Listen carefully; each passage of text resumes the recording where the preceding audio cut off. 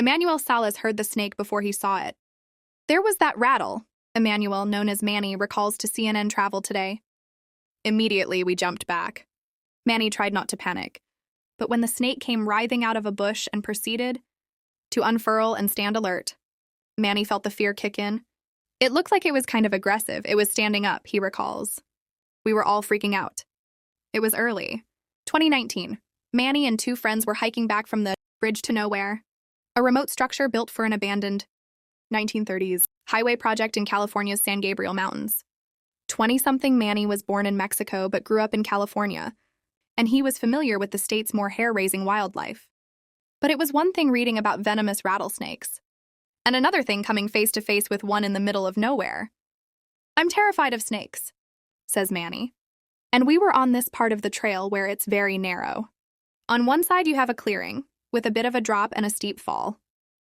And then on the other side, you just have a whole bunch of bushes. So we couldn't really go around the snake. Unsure what to do, Manny and his friends just stopped, silent and wide-eyed.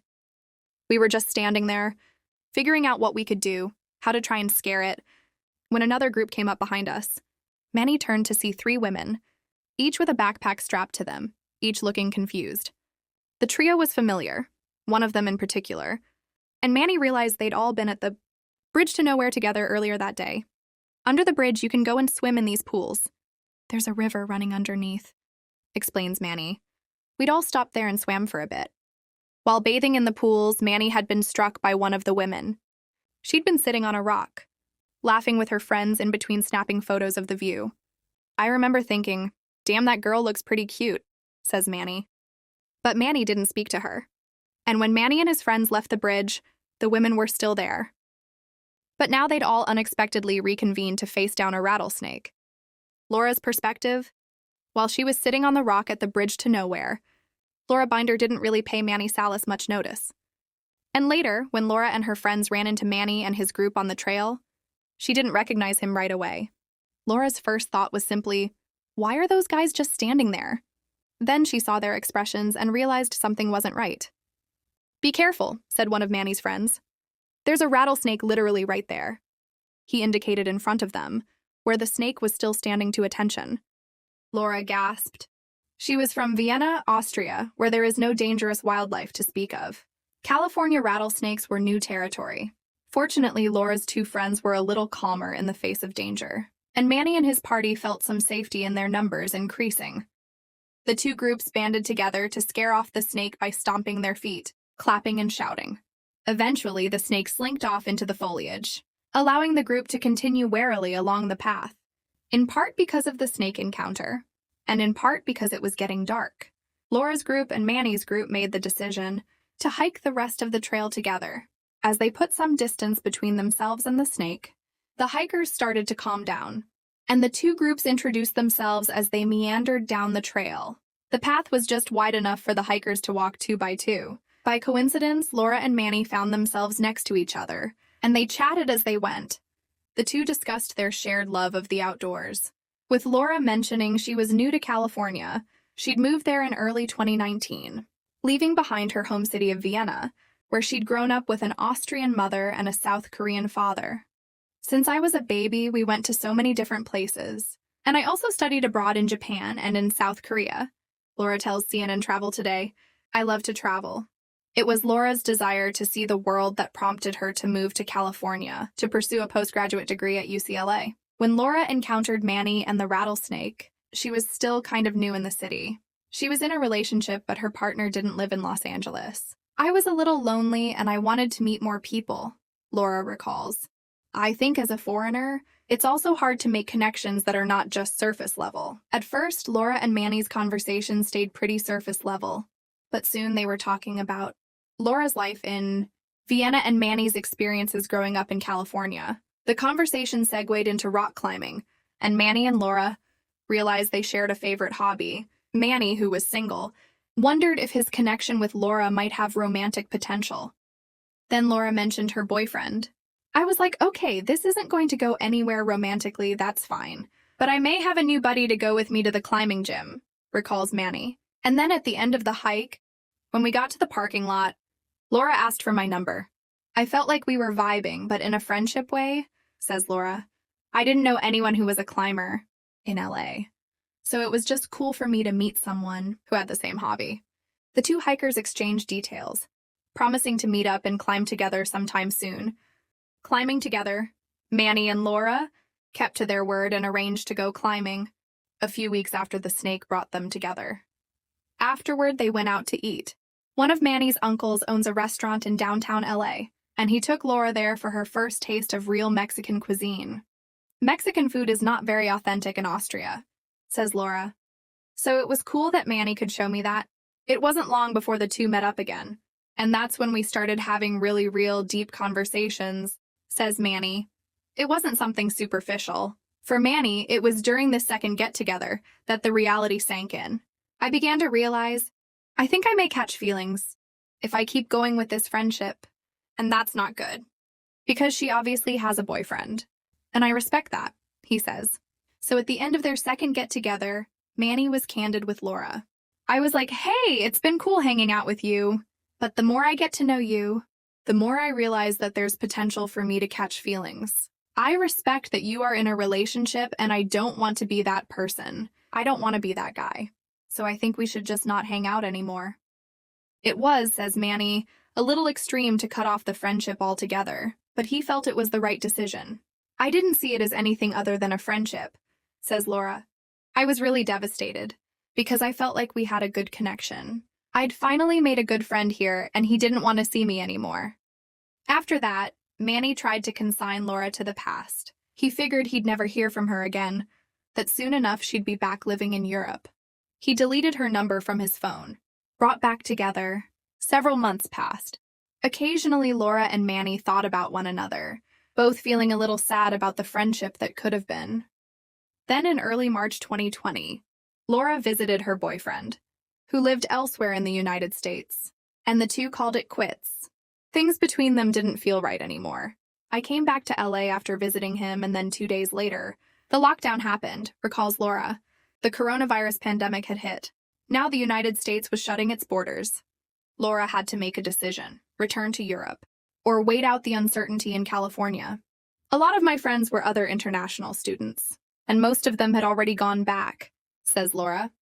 I really debated about going back home because it was hard without family, and I didn't really know what's going to happen and how bad this was really going to be. But something inside me was like, no, I don't want to give up yet. I feel like I worked so hard to build something here. So Laura decided to stay in California. The first few months of pandemic life passed by, and she struggled with loneliness. I felt like I didn't have any friends in LA, no one, says Laura. And then at some point I was like, wait, what about Manny? We had such a good connection. It was late June 2020 when Laura dropped the guy she'd met on the hike a message. I didn't text him with the intention of, I want to get started with something, says Laura. I was just really in need of a good friend. Even though Manny had deleted Laura's number, when the message popped up, he guessed right away who it was from. He was surprised but intrigued. He wrote back right away. Then we talked a little bit, Manny recalls. I didn't ask directly, but I'm thinking, maybe Laura and her boyfriend broke up? Laura soon volunteered that information, explaining she'd been single for the past few months. Manny wasn't sure his feelings for Laura were reciprocated, but he figured he was now free to explore a friendship with her without guilt. The two continued texting back and forth, and Manny and Laura's ongoing text conversation became a bright spot in both their days. In one of his texts, Manny mentioned was planning a camping trip to Yosemite National Park over the upcoming July 4th weekend. When Laura mentioned she'd never been to Yosemite, Manny invited her to join him. I've been to Yosemite so many times, Manny told Laura. It's the most beautiful place in the world, in my opinion. I'd love to come, said Laura. And so together, Laura and Manny drove from Los Angeles to Yosemite. Their goal was to complete the challenging El Capitan hike, ascending to the top of the national park's famous granite rock formation. It's a pretty intense hike, says Manny. The two set up camp, then embarked on the El Capitan Trail. During that hike, that's when we really connected again. We started talking, having those deep conversations that I'd really enjoyed with Laura before, says Manny. That really solidified for me that what I was feeling before, it wasn't a misjudgment. Laura was also struck by the depth of conversation, by how much she enjoyed Manny's company. It was such a connecting experience that I also was like, okay, I guess I'm feeling something else other than friendship here too now, as she recalls. Connecting on a hike. It takes somewhere between 8 to 12 hours to hike to the top of El Capitan. As Laura and Manny ascended to the summit, they opened up about some of the challenges in their life and talked about what was important to them. Laura spoke about Vienna, about her childhood spent traveling, about the places she still wanted to visit. That's when I told her, "You tell me that you're a traveler. You told me that your mom's a traveler. Your whole legacy is traveling. I don't have the ability to do any of that. You should know I can't go on a plane outside of the U.S., recalls Manny. Manny had already told Laura that his family was Mexican and that he was born in Mexico City. But as they ascended El Capitan, Manny sketched out some more details. I'm in the U.S. under the DACA program, Deferred Action for Childhood Arrivals, meaning that if your parents brought you here illegally as a kid, which is what happened in my case, you're allowed to get a work permit, explains Manny today. But I can't really travel outside of the country. Everything is very limited. All of my options here in the U.S. are very limited, but I'm still grateful for the program regardless. DACA was introduced in 2012 under President Barack Obama's administration. Individuals in the program are deferred from deportation and able to work in the United States, but they don't technically have permanent residency, and leaving the United States is doable only under certain, very specific circumstances. For Manny, embarking on a relationship with a person from the other side of the globe was a tricky one. If Laura wanted to go back to Vienna, it might be difficult for him to follow. And he also worried his inability to explore the globe might be a deal breaker for avid traveler Laura.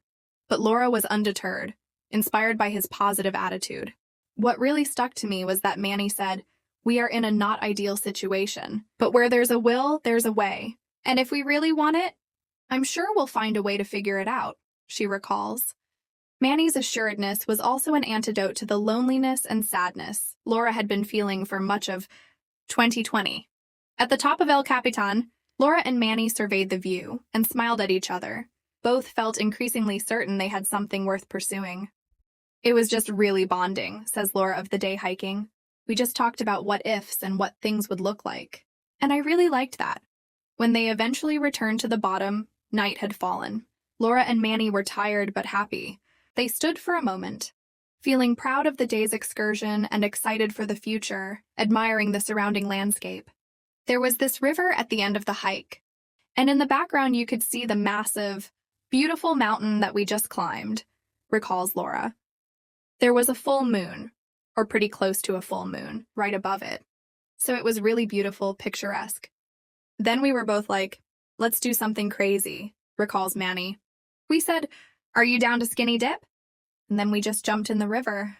I'd never skinny dipped before. It was a very unique and euphoric experience. For Laura and Manny, this was the moment they knew they were meant to be. And they returned to LA together, certain they wanted to make it work. "It really brought us together and connected us," says Laura of the Yosemite trip, Engagement Party 2009, related article. Two strangers met in Berlin. Here's how they ended up having 3 weddings, making it work. Laura and Manny navigated the rest of 2020 side by side. Manny introduced Laura to the city he'd grown up in, to his extended family and friends. Together, they got through the pandemic ups and downs. In time, Laura completed her postgraduate course and found a job that allowed her to stay in the United States for the time being. Eventually, the couple moved in together. "It was very interesting when we moved in together, to kind of see our culture clashes," says Manny. As a kid, Manny's Mexican parents taught him to never walk barefoot in the house because the floor is dirty. "So I always wore shoes in the house," says Manny. But I think Laura's Korean side and her Austrian side had a different point of view. "I was like, no way are we going into our house with dirty shoes," says Laura, laughing. "Now I have my house slippers," says Manny. As they made their new home their own, Laura and Manny faced challenges bigger than the shoes on or off question. The status of DACA recipients in the United States remains uncertain. Every so often I get scared thinking, oh, they might revoke the DACA program. What am I going to do then? What's going to happen with everything that we've built so far? Says Manny. But no matter how bad the uncertainty gets and how low the emotional roller coaster goes sometimes, at the end of the day, Laura and I We really love each other now, and we're really committed to each other. Their relationship is a continued source of stability, always providing reassurance, as Laura puts it. And while Manny's not able to visit Laura's loved ones in Austria or South Korea, he's met up with Laura's Austrian friends when they've traveled to the United States. And last year, Laura's mother came to visit Laura and meet Manny in person for the first time. That was so meaningful, says Manny. I've always wanted to meet Laura's mom, and the fact that she came out here also meant a lot to me. That's very special to have someone come out because they want to meet you. And when Laura goes to Austria to visit her family, she takes Manny with her in virtual form. I show him favorite places on video calls, she says. We get excited talking about how one day I'm going to bring him there, and he'll see it in person. It's a little bittersweet because you're like, oh, I wish you were here right now. But I know one day we'll do it. And it's going to be really great and special. In the meantime, when Laura travels, Manny's always in her thoughts. She imagines seeing destinations through his eyes. I see things with a different eye, thinking, oh, Manny would love this, she says. Growing up, Manny dreamed of visiting London, Rome, and Paris. All those cities have since been bumped down the list. More than anything, I want to go to Vienna one day, and I want to see where Laura grew up, says Manny. Because she's in LA, right? This is where I grew up, spent my whole life. She's seen everything that I wanted to show her, but I have not seen anything regarding where she grew up, regarding how her childhood was, what special places she has that mean something to her. While Laura sometimes feels sad that Manny's never visited her home city and that the two have never traveled internationally together. She says the positive is there's always something for the two of them to look forward to. Even after 4 years of dating now, there's always new things, still that we haven't done yet, she says. And for now, Laura and Manny are enjoying exploring the United States together, usually by car, but occasionally via airplane. Through Manny's childhood, teen years, and much of his 20s, he traveled only by car. Because I've been DACA my whole life, I think it was very instilled in me to just be scared of traveling, be scared of going outside of the state, be scared of getting on a plane, says Manny. So I had never gotten on a plane before. I met Laura. She convinced me. She helped me get through that fear of getting on the plane and traveling. Manny was terrified going through airport security for the first time, but Laura coached him through the experience. And when the aircraft took off, Manny held Laura's hand and felt exhilarated. It was very special, and she helped me get through that fear, says Manny. They enjoy at least one big backpacking, camping trip, and rock climbing adventure each year. Their goal is to visit all 63 U.S. national parks. The beautiful thing about being stuck in a situation like mine is that if you were to be stuck in a country, the U.S. is such a big country, says Manny.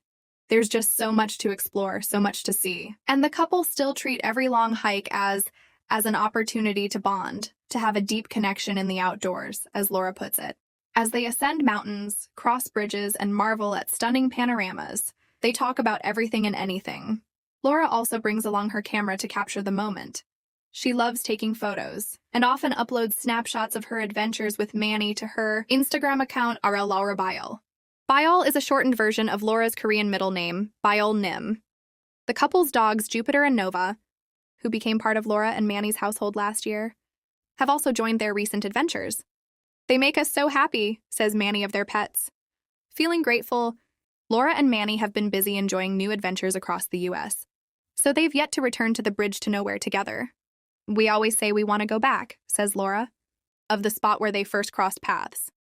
Although I'm honestly a little scared of going back, because as much as I love that one snake that brought us together, I'm super scared of snakes, adds Manny, laughing. Still, Manny says he'll always be indebted to the snake that brought them together. It's a bit strange, he jokes, to be grateful for a venomous snake. But it's true nonetheless. It's the randomest thing, that a rattlesnake put us in a situation where we had to talk. If we hadn't met, I can't even imagine what my life would be like, he says. Thinking back to that particular moment, there are a lot of feelings of gratitude for that snake, for having been in our way and making us bump into each other. And just the statistics of that happening, so I'm incredulous. I still can't believe that it happened that way. And then on top of that, not only did I meet a girl this way, but I met Laura, who is from Vienna. I love when people ask us, how did you guys meet? Says Laura. All these little things that came together to make our encounter happen. If just one little thing was different, we would never have met.